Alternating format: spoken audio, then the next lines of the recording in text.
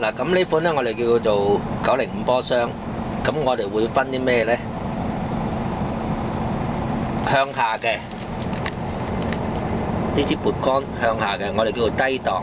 低檔我哋會用啲咩波咧 ？R 後波 ，C 加力波最好力㗎啦，跟住就1波、2波、3波，用黑色入邊呢個範圍。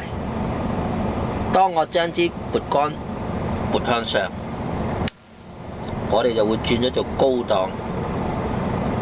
你一入咧就變咗做4、5、6。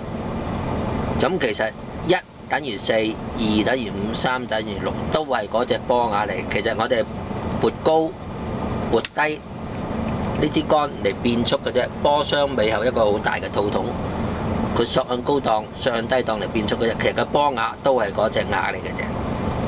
好啦，咁平時幾時會撥呢支撥杆同埋幾時撥啦？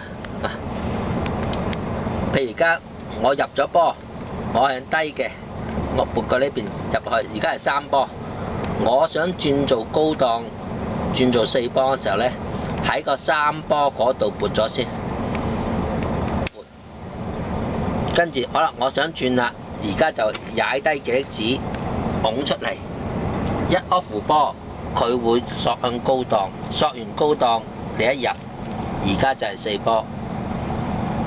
由4波轉翻落3，亦都係啦。我而家係4波嘅，我想轉落3，撥低佢先，跟住收翻慢架車，速度啱啦，閘翻慢呢架車。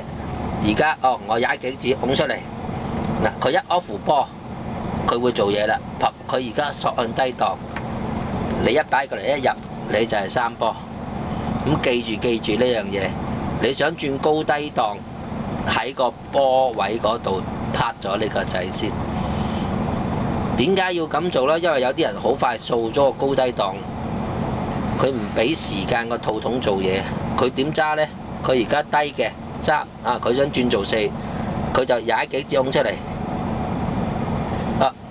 去人哋門口拍個高掣，跟手佢就入啦。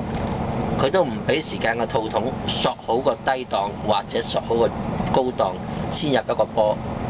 佢一入得唔好，佢就會掃，咁你好快就會掃咗個高低檔瓦啦。咁記住，我哋喺個波位嗰度入咗波嗰度嚟撥咗掣先。